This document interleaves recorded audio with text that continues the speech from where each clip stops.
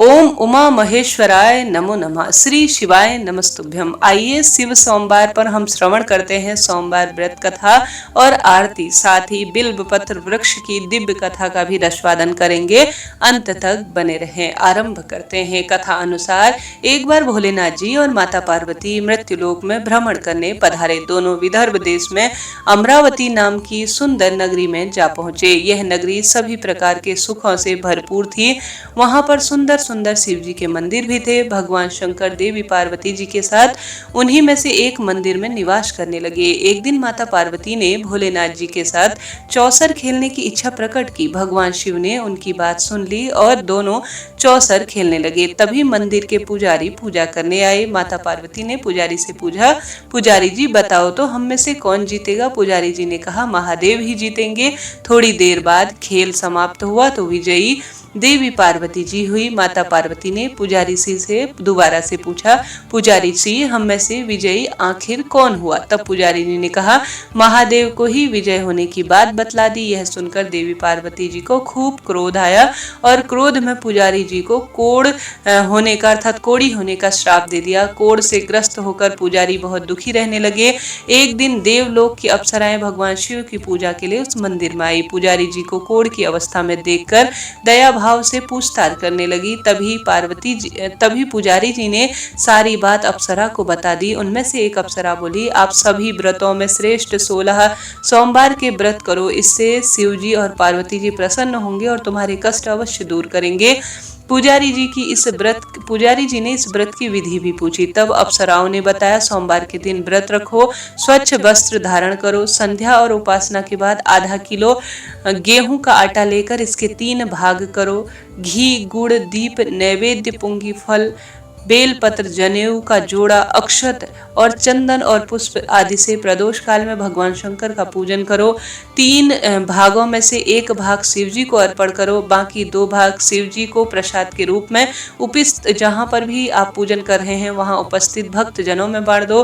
खुद भी 1 हिस्सा प्रसाद का ग्रहण करो। इस तरह 16 सोमवार व्रत करो। 17वें सोमवार को पाव भर पवित्र आटे की बाटी बनाओ, उसमें घी और गुड़ मिलाकर चूरमा तैयार करो।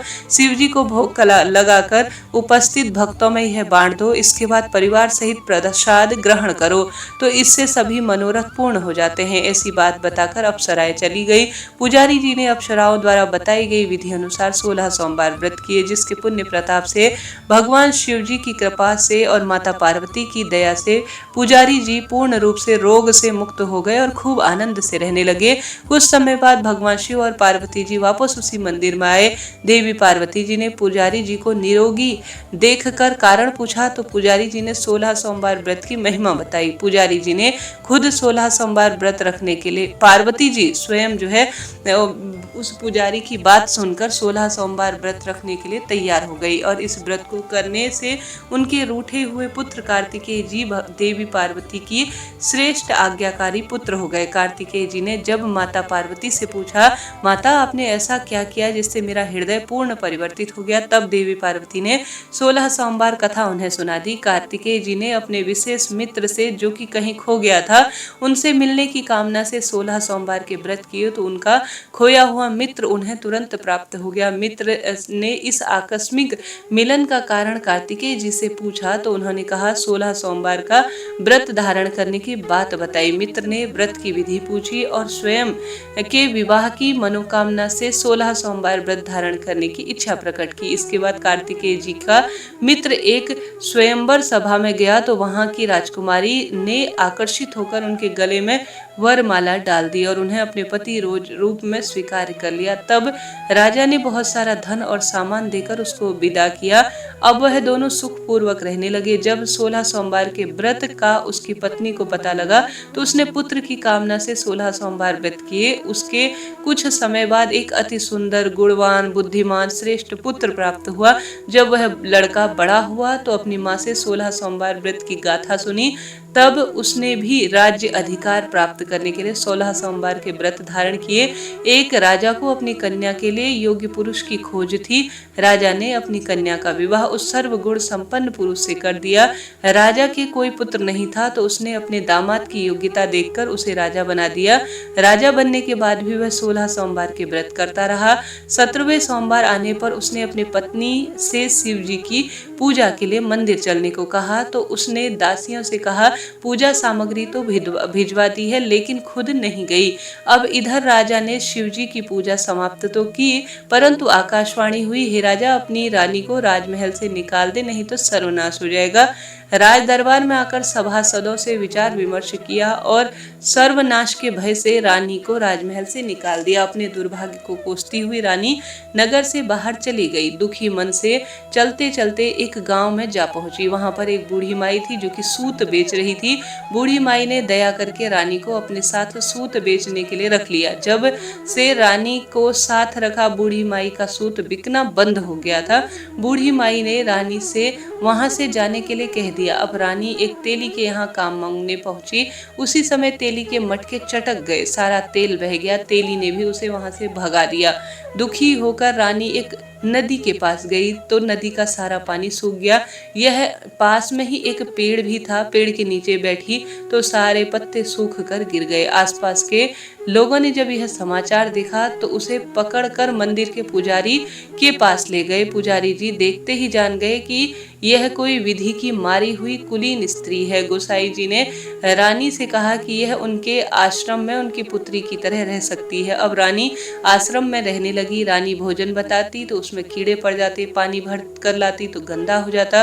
अब तो गोसाई जी ने एक दिन दुखी होकर उनसे पूछा, बेटी तुम्हारी यह दशा कैसे हुई और किस श्राप से हुई, किस देवता का यह कोप है? तब रानी ने शिव जी की पूजा न करने की बात पुजारी जी को बताई। पुजारी जी बोले, पुत्री तुम 16 सोमवार के व्रत करो, यह चमत्कारी व्रत है। इनसे तुम अपने सभी कष्ट और मनोदशा और नवग्रहों की जो परेशानी तुम्हें तंग कर रही है उसका निदान होगा।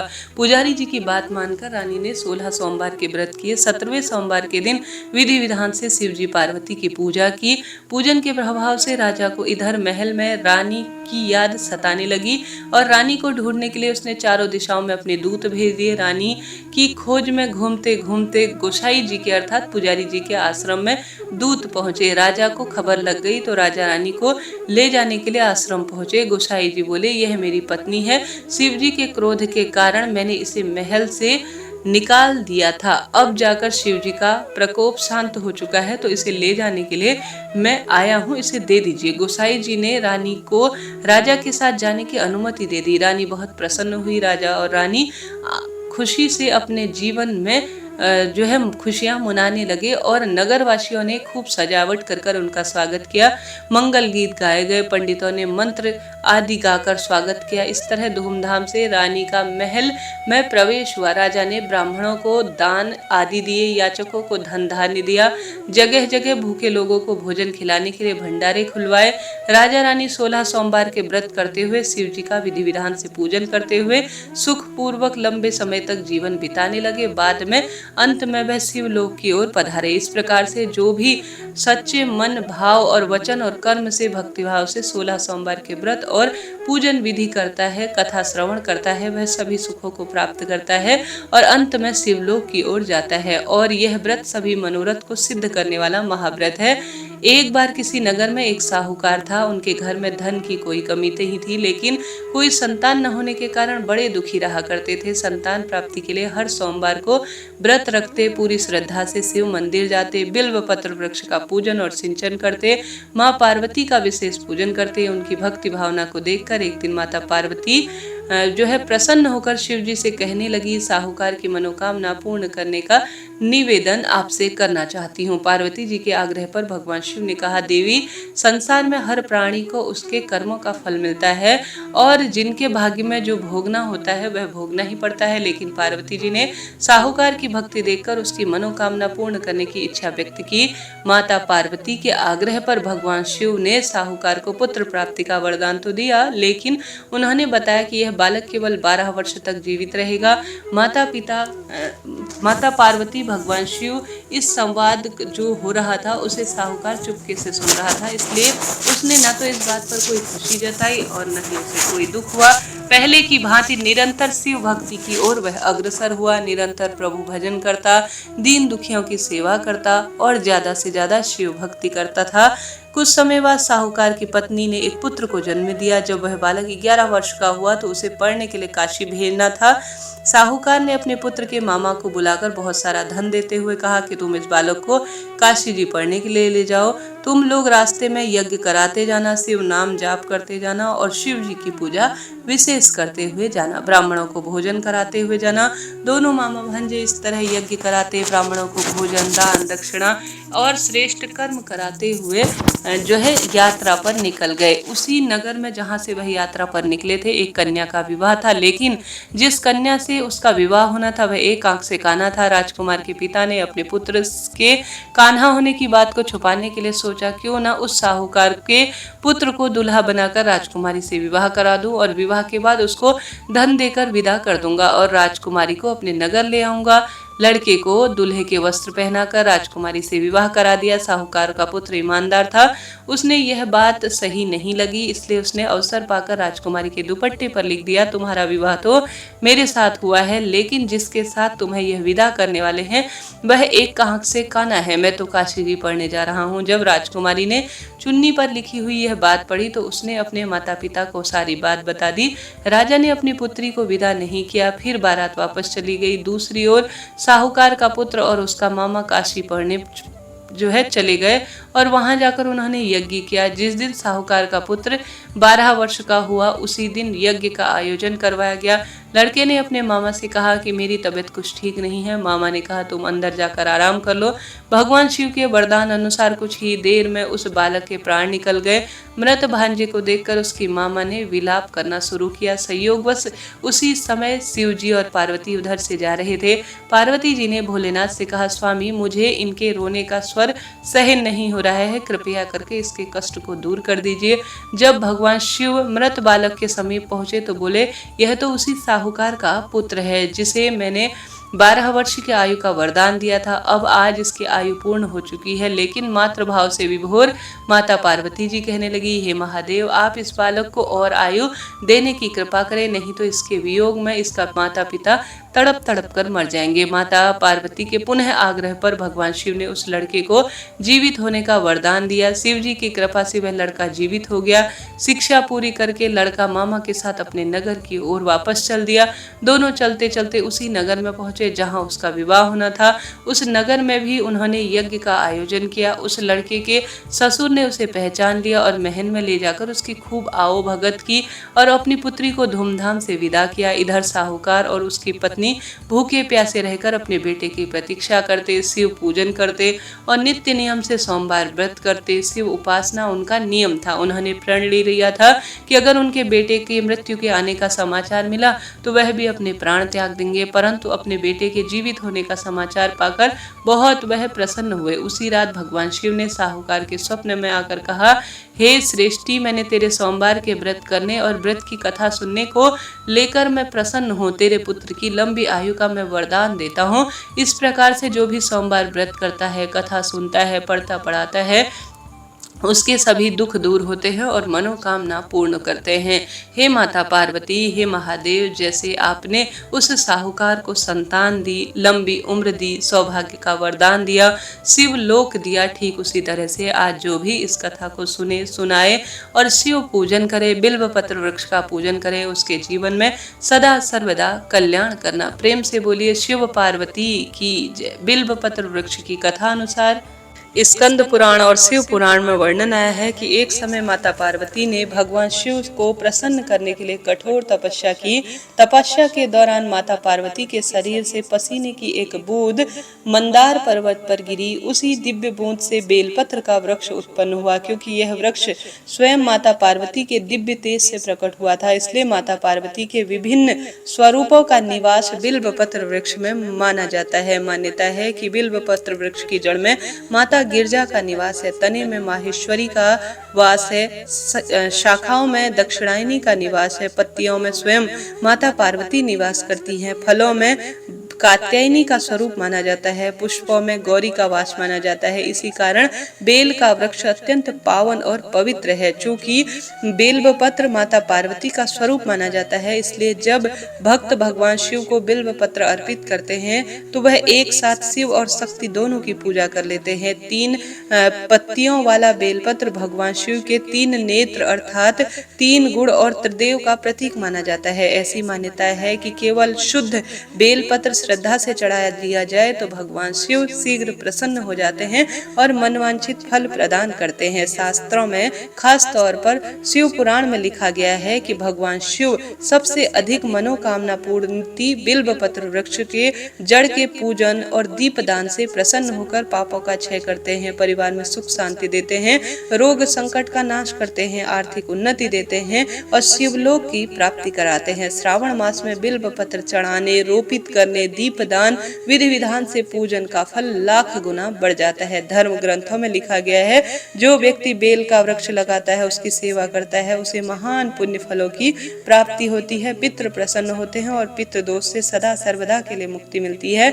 यदि कोई व्यक्ति सभी तीर्थों की यात्रा नहीं कर सकता तो श्रावण मास में बिल्व पत्र वृक्ष की जड़ में जल अर्पित कर कच्चे दूध से सिंचन करता है तो अनेक तीर्थों के दर्शन के समान फल मिल जाता है। बेलपत्र पौधा घर में लगाने से सकारात्मक ऊर्जा का वास घर में होता है, शिव पार्वती की कृपा मिलती है और सदा सर्वदा खुशियां मिलती है। बेलपत्र अगर आप पूजन करते हैं, शिवलिंग पर चढ़ाते हैं तो बेलपत्र वृक्ष में जो आप बेलपत्र ले रहे हैं वह कटा फटा ना हो, ताजा और स्वच्छ होना चाहिए। 3 पत्ती वाला बेलपत्र सबसे शुभ और श्रेष्ठ माना जाता है। हमेशा आपको चिकनी सतह भगवान शिवलिंग के ऊपर बेलपत्र की समर्पित करनी चाहिए और साथ के साथ बेलपत्र जब आप समर्पित करते हैं तो ओम नमः शिवाय या ओम त्र्यंबकम यजामहे सुगंधिम पुष्टिवर्धनम ये वाला मंत्र आपको जपना चाहिए। साथ के साथ बेलपत्र तोड़ते समय वृक्ष से क्षमा मांगते हैं तो अति उत्तम होता है। यह प्रार्थना करते हुए आपको बेलपत्र तोड़नी चाहिए, हे देव वृक्ष भगवान शिव की पूजा करने के लिए मैंने आपके पत्ते को ग्रहण करने जा रहा हूँ, कृपया मुझे क्षमा करे और मेरी पूजा को स्वीकार करे। रविवार, अमावस, संक्रांति और रात्रि में बेलपत्र तोड़ने से बचना चाहिए। यदि पहले से तोड़े गए बिल्व पत्र उपलब्ध न हो तो शिवलिंग पर चढ़ाए गए बिल्व पत्र कई बार प्रयोग में लिए जा सकते हैं। सुबह स्नान करके स्वच्छ वस्त्र धारण करें, शिव जी का ध्यान करें, शिवलिंग पर जल और गंगा जल, दूध, दही, घी, शक्कर, शहद अर्पित करें, धूप, दीप, अक्षत, बेलपत्र इत्यादि समर्पित कर 108 बार आप ओम नमः शिवाय महामंत्र का जप करते हैं और अंत में आरती करते हैं तो शिव पूजा का संपूर्ण फल मिल जाता है। शिवलिंग पर हल्दी नहीं चढ़ानी चाहिए, तुलसी भगवान शिव को समर्पित नहीं की जाती, टूटा हुआ बेलपत्र कभी शिवलिंग पर अर्पित नहीं करना चाहिए। पूजा हमेशा कम करें परंतु श्रद्धा और शुद्ध मन से करना चाहिए। बिल्व पत्र एक पत्ता नहीं बल्कि माता पार्वती का दिव्य स्वरूप माना जाता है। प्रिय श्रोताजनों, इसलिए भगवान शिव को बेलपत्र अर्पित करने से शिव और शक्ति दोनों की कृपा होती है। यदि आप श्रद्धा, नियम और विश्वास से बिल्व पत्र अर्पित करते हैं, बिल्व वृक्ष का पूजन करते हैं तो शास्त्रों के अनुसार जीवन में सुख, शांति, समृद्धि और भगवान शिव की विशेष कृपा मिल ही जाती है। प्रेम से बोलिए बिल्वेश्वर महादेव की जय। हर हर महादेव। ओम जय शिव ओंकारा, स्वामी जय शिव ओंकारा, ब्रह्मा विष्णु सदा शिव अर्धांगी धारा। ओम जय शिव ओंकारा, एकानन चतुरानन पंचानन राजे, भोले पंचानन राजे, हंसासन गरुणासन वृषवाहन साजे। ओम जय शिव ओंकारा, 2 भुज 4 चतुर्भुज 10 भुज अति सोहे, भोले 10 भुज अति सोहे, तीनों रूप निरखता त्रिभुवन जन मोहे। ओम जय शिव ओंकारा, अक्षमाला वनमाला रुंडमाला धारी, भोले रुंडमाला धारी, चंदन मृग मद सोहे भाले शीशधारी। ओम जय शिव ओमकारा। श्वेतांबर पीतांबर बाघांबर अंगे, भोले बाघांबर अंगे। सनकादिक गरुणादिक भूतादिक संगे। ओम जय शिव ओमकारा। कर के मध्य कमंडल चक्र त्रिशूल धरता। भोले चक्र त्रिशूल धरता। जग करता जग भरता जग संहार करता। ओम जय शिव ओमकारा। ब्रह्मा विष्णु सदा शिव जानत अविवेका। भोले जानत अविवेका। प्रणवाक्षर के मध्य ये तीनों एका। ओम जय शिव ओमकारा। काशी में विश्वनाथ विराजत नंदी ब्रह्मचारी। भोले नंदी ब्रह्मचारी। नित उठ भोग लगावत महिमा अति भारी। ओम जय शिव ओमकारा। त्रिगुण स्वामी जी की आरती जो कोई नर गावे। भोले प्रेम सहित गावे। कहत शिवानंद स्वामी मनवांचित फल पावे। ओम जय शिव ओमकारा। जय जय शिव ओमकारा। जय जय शिव ओमकारा।